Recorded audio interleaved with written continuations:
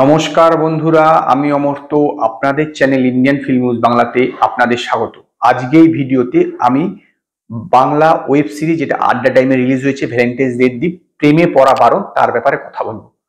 সত্যি কথা বলতে গেলে বহু দিন পর আমি এরকম একটা ওয়েব সিরিজ দেখলাম যেটা দেখে খুবই ভালো লাগলো এবং সেটা বাংলায় খুব ভালো লেগেছে। এতে কোনো সাসপেন্স নেই বা অন্যান্য কোনো অ্যানুডিটি নেই, অ্যাডাল্টি নেই বা বাজে আজে বাজে বিশেষ কোনো কথাবার্তা নেই। একটি সুন্দর ওয়েব সিরিজ যেটা দেখে সত্যি আমি আবার প্রেমে পড়ে গেলাম। সত্যি কিন্তু একটি দুর্দান্ত ওয়েব সিরিজ বানিয়েছি।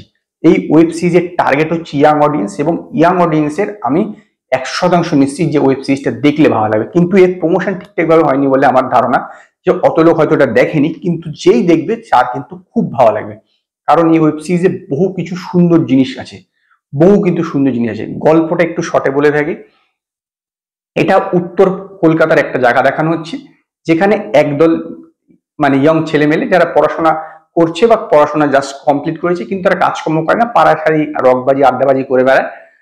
তো তারা যেখানে ক্লাবে আড্ডা মারে তার অপোজিট সাইডে একটা গানের স্কুল আছে। তো সেই গানের স্কুলে বেশ কিছু মেয়েরা গান টান করে থাকে। তো একদিনকে এই বন্ধুরা একদিনকে একজনের সঙ্গে কথা বলে যে সেই গানের স্কুলে যে বৌদি আছে তাকে এখানে একজনকে কিস করতে হবে, মানে সে বৌদিকে কিস করবে। তো সেই উদ্দেশ্যে যখন সেখানে একটা অনুষ্ঠান চলছিল সরস্বতী পুজোর, লাইটটাকে অফ করে দেয়। তো সে যখন যায় বৌদিকে কিস করতে, তার বদলে সে অন্য একজনকে কিস করে ফেলে এবং তাদের দুজনের মধ্যে প্রেম হয়ে যায়।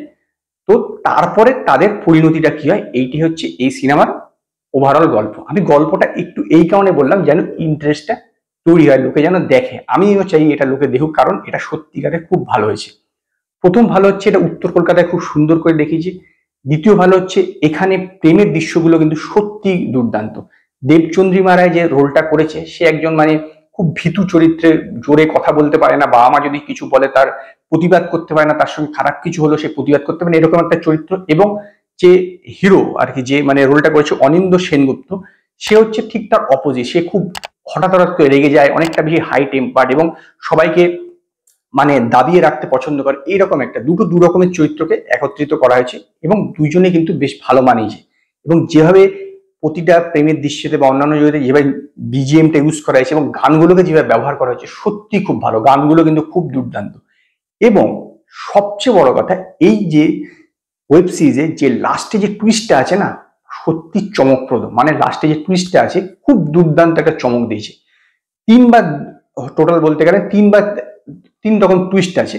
তিনটে টুইস্টের মধ্যেই কিন্তু বেশ চমকপ্রদ এবং শেষের টুইস্টটা কিন্তু সবচেয়ে চমকপ্রদ। শেষে এমন একটা ব্যাপার আছে যে পুরনো সেই ঘটনাটাকে আবার রিক্রিয়েট করা হবে এবং তারপরে কি হবে, এইটাই কিন্তু ওয়েব সিরিজের সবচেয়ে বড় চমকপ্রদ। মানে সেই ঘটনাটা এই যে কিস করা ঘটনাটা আবার কিন্তু রিক্রিয়েট করা হবে এবং তারপরে কি হবে সেটা কিন্তু এর চমক, মানে এই ওয়েব সিরিজের সবচেয়ে বড় চমক।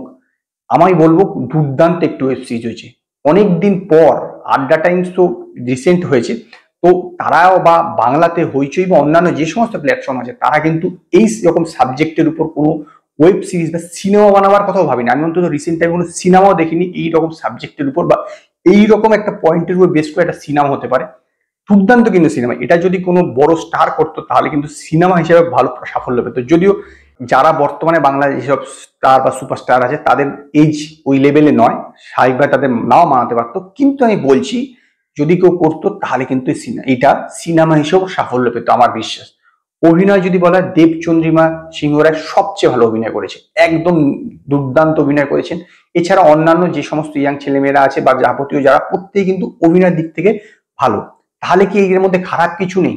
খারাপ অবশ্যই আছে, সেটাই বলছি। তার আগে আরেকটু বলে নি, সেটা হচ্ছে এই যে ওয়েব সিরিজটা এর গানগুলোকে এবং যে সিচুয়েশন গুলোকে যেভাবে ইউজ করা হয়েছে এবং ক্যামেরার কাজও সত্যি কিন্তু একদম ভালো। মানে কোন রকম একটা সাধারণ মানে বিশাল কিন্তু সাধারণ স্টোরি নয়, কিন্তু তার মধ্যে কিছু অসাধারণ স্টোরি নয়, কিন্তু তার মধ্যে যেরকম টুইস্ট রেখেছে একদম শেষের দিকে, যেগুলো কিন্তু আপনাকে চমকে দেয়। এবং একদম শুরুর দিকে যেরকম ভাবে এটা মানে যেরকম ক্যাজুয়াল ভাবে শুরু হয়েছে এবং যেরকম ভাবে দুটো মানে ছেলে এবং মেয়েদের মধ্যে একটা দেখানো হচ্ছে যে প্রতিদ্বন্দ্বিতা চলছে কে জোরে গান বাজাতে পারে, অনেকটা কিন্তু বসন্ত বিলাপের কথা আপনাদের মনে পড়িয়ে দেবে। সত্যি কিন্তু একটি দুর্দান্ত ভালো ওয়েব সিরিজ, আমি রেকমেন্ডেড করবো আপনারা একবার দেখুন, আপনাদের নিশ্চিত ভালো লাগবে, খুবই ভালো। তো খারাপ কি আছে? খারাপ হচ্ছে কি না, এই যে অনিন্দ্য সেনগুপ্ত যে অ্যাকচুয়ালি লিড, তার ইমোশনাল সিনগুলোতে সে সেরকম ভাবে ভালো পারফর্ম করতে পারেনি। এটা কিন্তু আমার বরাবরই মনে হয়েছে যে ইমোশনাল সিনগুলোতে, বিশেষত ক্লোজ সিনগুলোতে সেরকম ভাবে ভালো আমার মতে সে পারফর্ম করতে পারেনি। এমনি কিন্তু সব ঠিকঠাকই আছে, কিন্তু যখনই সে ক্লোজ আসছে এবং ক্লোজ সিনগুলো বা ক্লোজ যখনই তার মেকআপ মানে ক্যামেরা তাকে ধরছে, তখন কিন্তু সেরকম ভাবে সে পারফর্ম করতে পারছে না। এইটা হচ্ছে এই সিনেমার একটাই ড্রব্যাক, সরি ওয়েব সিরিজের একটাই ড্রব্যাক। বাকি কিন্তু ওয়েব সিরিজটা একদম নিটল, একদম নিটল। সত্যি খুব ভালো, আমি রেকমেন্ডেড করবো আপনারা আড্ডা টাইমসে গিয়ে ওয়েব সিরিজটা একবার দেখুন, আপনাদের নিশ্চিত ভালো লাগবে। এবং সেই কারণে এই ওয়েব সিরিজটাকে 5-এর মধ্যে 4টে স্টার দেবো। যদি আপনারা প্রেমে পড়া বারণ এই ওয়েব সিরিজটা দেখে থাকেন, তো আপনারা আমায় কমেন্টে জানান আপনাদের কিরকম লাগলো। যদি আপনাদের এই ভিডিও পছন্দ হয় তো লাইক করুন, কমেন্ট করুন, শেয়ার করুন। আর নতুন নতুন আপডেটের জন্য আমার চ্যানেলকে সাবস্ক্রাইব করুন।